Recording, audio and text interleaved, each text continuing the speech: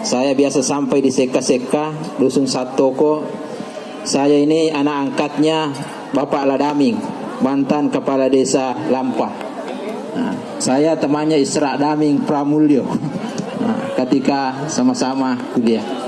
Nah, jadi yang tepat sekali mungkin ya, alhamdulillah hari ini saya diberi amanah membawakan nasihat pernikahan kepada kedua ananda. Bapak Ibu yang saya hormati, saya muliakan, tidak terlalu banyak yang saya ingin sampaikan. Kira-kira judulnya seperti ini: menggapai pernikahan yang penuh berkah. Jadi apa yang harus kita lakukan agar pernikahan kita dipenuhi keberkahan? Nah, sebelum saya menjelaskan ini, saya ingin sedikit menyampaikan apa sebenarnya itu berkah. Itu dalam Al-Quran Allah banyak sekali menyinggung masalah keberkahan. Salah satunya itu ketakwaan itu mendatangkan keberkahan.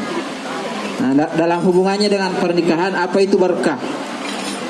Dalam literatur saya mendapatkan beberapa informasi bahwa keberkahan itu memiliki ciri-ciri. Ciri pertama,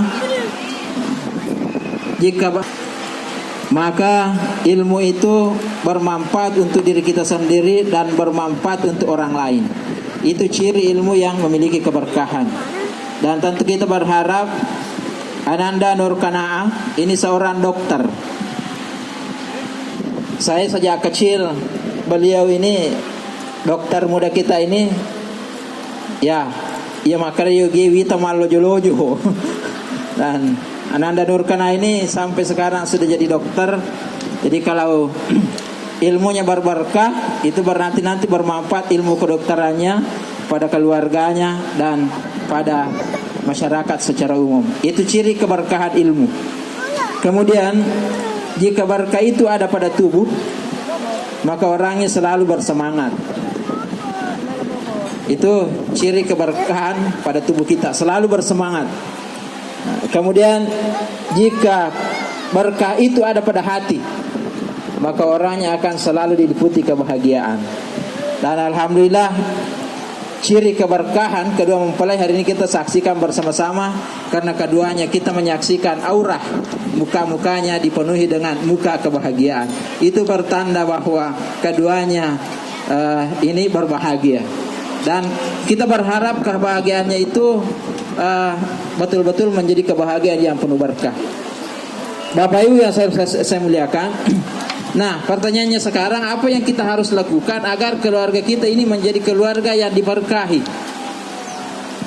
Dalam kitabnya Imam Al-Ghazali yang berjudul Mukasyafatul Qulub, saya menemukan hadis bahwa kalau kita ingin pernikahan kita diberkahi, seorang suami harus memenuhi hak istrinya. Begitupun sebaliknya, seorang istri harus memenuhi hak suaminya. Pertanyaannya sekarang, apa hak istri kita? Pak Jabar, seorang polisi, menikahi seorang dokter. Tentu Pak Bribtu ini punya kewajiban kepada istrinya. Apa kewajibannya? Ini dalam hadis Rasulullah dijelaskan. Nabi SAW bersabda, man su'i khuluqil mar'atihi, siapa yang bersabar dengan perilaku istrinya yang kurang menyenangkan hati. Nah, Rasulullah mengatakan, a'tahullahu min ajri mithlu ma a'tahullahu Ayyub alaihi salam. Nah, Nabi mengatakan, seorang suami yang menemukan sesuatu kepada istrinya yang tidak menyenangkan hati lalu bersabar pada hal itu, maka dia diberikan pahala, diberikan oleh Allah keutamaan seperti keutamaan yang diberikan ke Nabi Ayyub alaihi salam. Nah, Nabi Ayyub alaihi salam ini ketika sakit itu meminta kepada Allah, ya Allah, saya sabar menerima musibah ini, tapi satu permintaan saya kepadamu. Pertama, jangan berikan penyakit kepada lidah saya, dan jangan berikan penyakit kepada hati saya. Karena apabila lidah saya Allah yang kau berikan penyakit, apa yang saya mau, bagaimana cara saya berzikir kepadamu? Kalau hati saya kau beri penyakit ya Allah, bagaimana hatiku akan bermunajat kepadamu? Dan inilah kesabaran Nabi Ayub alaihissalam, sehingga dia mendapatkan begitu besar ganjaran dari Allah Subhanahu wa taala. Maka seorang suami yang ketika menemukan istrinya, perilaku istrinya yang tidak menyenangkan hati, dan dia bersabar dengan hal itu, maka suami itu diberi keutamaan Allah seperti keutamaan yang diberikan kepada Nabi Ayub alaihissalam.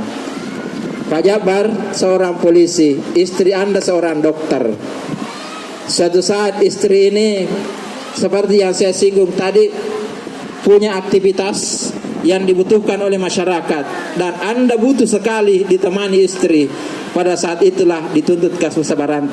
Ketika itu Anda bisa bersabar, maka yakinlah bahwa insya Allah Anda akan mendapatkan keberkahan dalam kehidupan rumah tangga.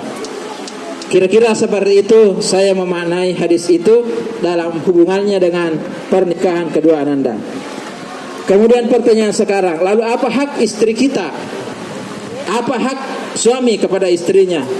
Rasulullah sallallahu alaihi wasallam bersabda dalam hadis ini, Nabi mengatakan, "Idza shallaita imra'ata khamsaha wa shamat sya'raha wa hafazat farjaha wa ata'at zawjaha dakhala jannah min ayyi abwabil jannah." Nabi mengatakan, seorang istri yang sholat 5 waktunya baik, puasa Ramadannya bagus, dia menjaga kemaluannya dari zina, dan dia mentaati suaminya, maka Nabi mengatakan nanti di akhirat dia akan diperkenankan masuk surga pintu manapun yang dia senangi. Ya. Dalam literatur saya menemukan bahwa perempuan yang seperti ini nanti akan dirindukan oleh semua pintu-pintu surga. Pintu-pintu surga itu berkepingin, ya Allah, perkenankanlah dirinya masuki pintu saya. Perempuan itu perkenankanlah diri saya masuki. Itu dengan catatan bahwa istri taat kepada suaminya. Hadirin hadirat yang saya muliakan, dalam sebuah riwayat dijelaskan Nabi ketika menjalani Isra Mi'raj, Nabi sempat mengintip neraka. Dan yang dilihat Nabi itu kebanyakan perempuan, dan salah satu penyebab perempuan masuk neraka itu karena tidak taat kepada suaminya. Ditambah lagi hadis yang lain dijelaskan bahwa dalam hubungannya dengan ini ada perempuan yang masuk neraka itu karena 2 hal. Nabi mengatakan pertama karena emas, yang kedua karena za'faran.